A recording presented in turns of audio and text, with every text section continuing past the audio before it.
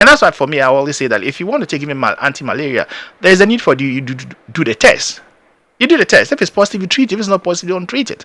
So those are some of the things we need to understand. That self-medication, there are dangers in there. You could just get away with it. Like I said, if you have headache, you come to work a tough day, then look, you take 24 hours is working fine. But consistently, no. And if you have to be taking like the Gibidol, you have to be taking like ibuprofen and some of these diclofenac products.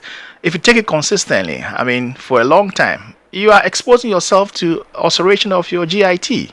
So that could cause ulcer. All right? And if you have to use paracetamol every day, 4, 5, 8, 10 tablets continuously, you're damaging your liver. So that's why self-medication is not the best thing. I mean, like you said, I mean, the ideal thing is to get speak to a healthcare professional. I mean, if you have a community pharmacy, you go to your community pharmacy and your pharmacist knows you. And if you are using too much of it, you just catch it easily and let you know. Let's look at something else. And if you want your physician knows about it, let them know. But I think that, I mean, self-medication is a very interesting thing. And if I had this thing, I would say that it's something we have to avoid as much as possible. Let's look at it this way. So headache, we're talking about headache, for instance, which has become common. Every now and then, you are stressed, you get headache. You go through some activity, some rigorous activity of a sort, you get a headache. And it's become so normal with us as a people. Because I live here, I come here as early as 5 a.m., I leave here as late as whatever time.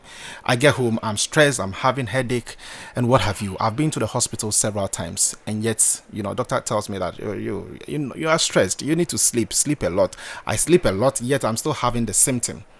And you are telling me that I shouldn't cultivate the habit of going to the pharmacy, of getting a painkiller, and, regularly.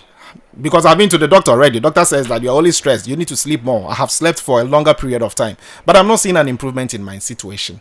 How then do I deal with the situation? It's a difficult one, Prof. I'll seek a second opinion. I mean, I seek another opinion with another physician. That's what I would do.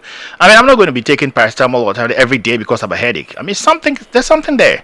There's something technically there. So even if it's like you're not getting enough sleep and that's what is precipitating, then we have to look at it. You're not getting enough sleep. You need your sleep hygiene. We need to look at that carefully. You need a digital curfew. I mean, whatever time you drop if you want to go to bed every time with your phone on and all that kind of thing. And all those is contribute to the reason why we are having these symptoms. Definitely. I mean, we have the social media, the TikToks are there, which my mom, who is almost 80, that old lady is always on TikTok to the extent that 12 a.m. she will call me. I've seen this on TikTok. It's interesting, and she tends to learn a lot from TikTok. What would you advise such people? I mean, especially when you get to a certain age, of your time on earth, in terms of how the length of period you spend online, social media, because it's come to stay. What would you advise such persons to do? The old ones, they are the more difficult ones to deal with. All right.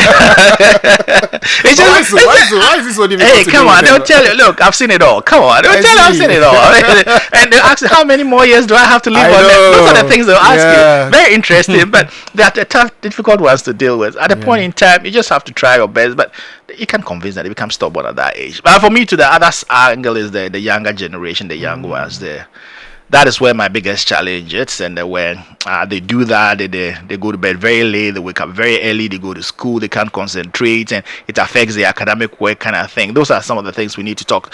I mean, we need to find a way to regulate the use of cell phones and stuff like that. And I know some countries are trying to block the social media things.